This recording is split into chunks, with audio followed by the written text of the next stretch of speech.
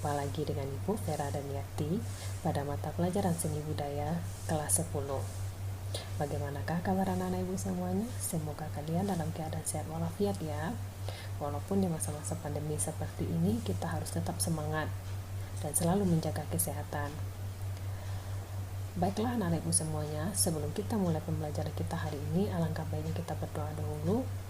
Semoga materi-materi yang akan Ibu sampaikan dapat Anda terima dengan baik. Berdoa, mulai. Selesai. Untuk mengawali sebelum pembelajaran kita dimulai, Ibu akan membahas sedikit tentang materi apa-apa saja sih yang akan kita pelajari pada saat ini. Yang pertama adalah kompetensi dasarnya itu 32, memahami konsep seni, di mana Ibu lebih spesifikkan kepada seni tari, dan untuk keterampilannya yaitu KD42, mempresentasikan konsep seni.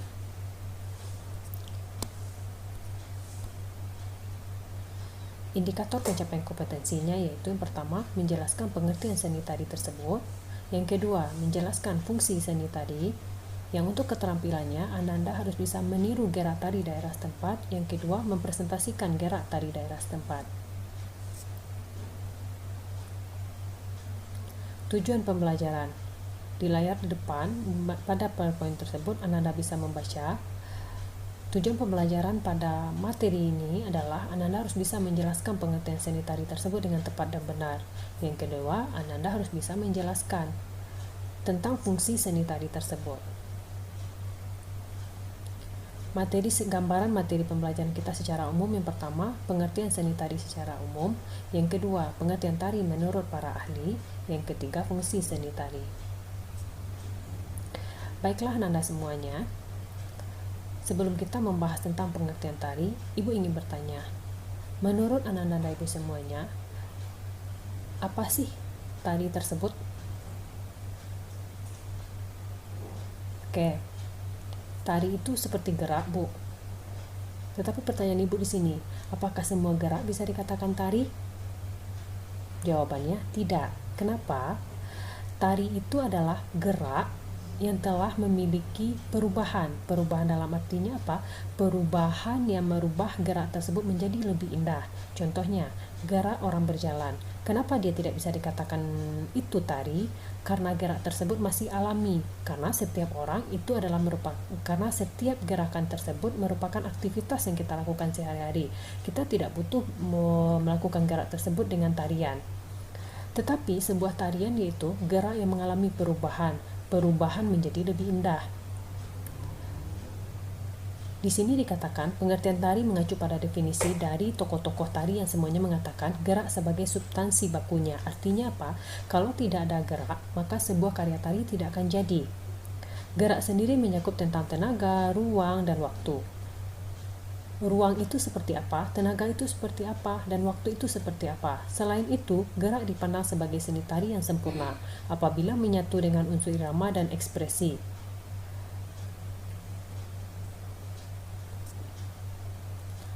Pengertian tari menurut para ahli. Yang pertama, Sudarsono. Sudarsono mendefinisikan bahwa sebuah tari itu adalah ekspresi jiwa manusia yang diungkapkan melalui gerak-gerak yang ritmis. Gerak-gerak ritmis seperti apa? Gerak-gerak yang mengalami perubahan, gerak-gerak yang indah. Sedangkan di sini dimaksud ekspresi tari yang dimaksud adalah isi atau roh tari yang harus diungkapkan oleh penari. Gerak sebagai media ungkap ekspresi tentunya gerak mengandung ritme, artinya irama atau hitungan dan dinamika. Dan sebuah karya tari ditentukan oleh iringan untuk membangun ritme dan rasa ekspresi tersebut. Apabila ketiga hal tersebut terpenuhi, maka keindahan tari akan bisa dinikmati. Tentunya gerak yang dilakukan sudah mengalami proses stilisasi. Stilisasi maksudnya di sini adalah gerak yang telah mengalami perubahan dari gerak biasa menjadi gerak yang lebih indah yang bisa dimengerti oleh semua orang. Yang kedua, menurut Pangeran Surjodiningrat. Surjodiningrat mengatakan, tari adalah keindahan gerak seluruh badan diiringi oleh suara gamelan disusun selaras dengan irama gending kesesuaian kombinasi dengan maksud tertentu. Artinya, kata kuncinya masih tentang gerak. Jadi setiap gerak itu harus memiliki keindahannya sendiri. Yang ketiga, menurut Susanne Kalanger, mengatakan bahwa tari adalah gerak-gerak yang dibentuk secara ekspresif yang diciptakan oleh manusia untuk dapat dinikmati dengan rasa. Oke, sebelum Ibu melanjutkan materi Ibu tentang fungsi seni tari, adakah pertanyaan bagi anak-anak Ibu semuanya sebelum materinya kita lanjutkan? Baik, kita akan membahas tentang fungsi seni tari. Tari mempunyai fungsi yang sangat banyak. Contohnya di sini, tari dapat berfungsi sebagai sarana dalam upacara, baik itu upacara adat, upacara keagamaan, upacara penobatan raja. Upacara adat dengan upacara keagamaan itu memiliki dua arti yang berbeda. Upacara adat itu bersifat kalaupun tadi sebuah upacara itu akan tetap terlaksana walaupun tanpa tarian. Sedangkan upacara keagamaan tanpa tarian, upacara tersebut tidak akan terlaksana. Contohnya gini, di Bali. Di Bali Anda pernah mendengar untuk tari yang bersifat keagamaan, tari kecak. Tari kecak, kalau tarian tersebut tidak dilaksanakan, maka upacara tersebut tidak akan berjalan. Itu berarti sebuah upacara dia akan terlaksana apabila tari kecak juga terlaksana.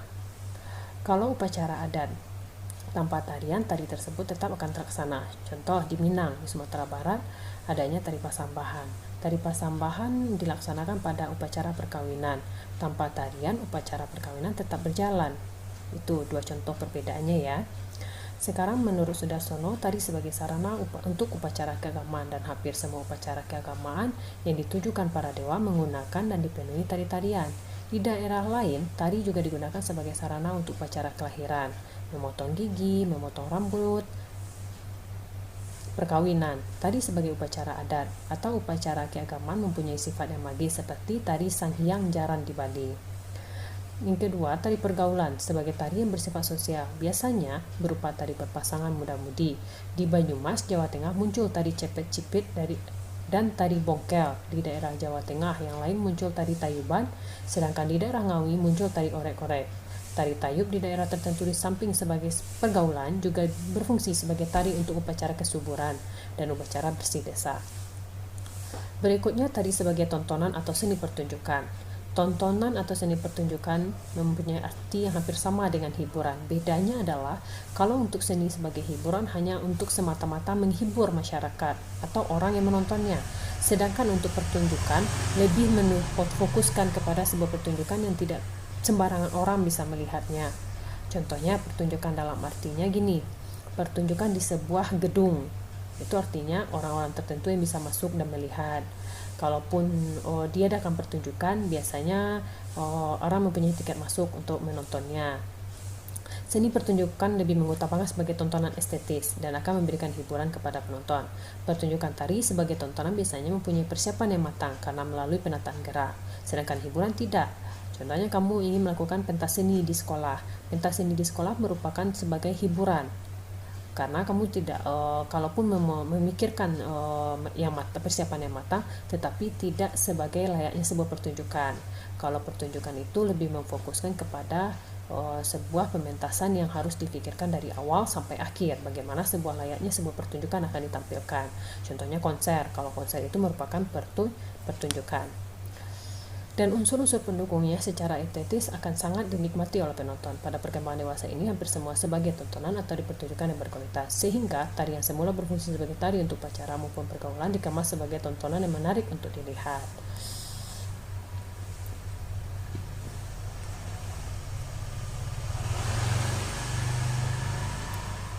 Sekian materi yang dapat Ibu sampaikan pada pembelajaran hari ini. Semoga materi yang Ibu sampaikan itu dapat Anda pahami semuanya. Sebelum Ibu membagi kelompok, adakah pertanyaan sebelumnya tentang materi-materi yang telah Ibu sampaikan? Oke, tugas Anda semuanya adalah Ibu akan membagikan pada grup classroom.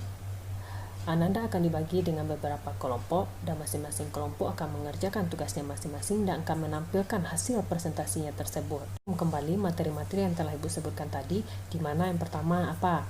Pengertian tari. Pengertian tari merupakan ada kata kuncinya adalah gerak. Gerak yang bagaimana? Gerak yang telah mengalami perubahan menjadi gerak yang lebih indah.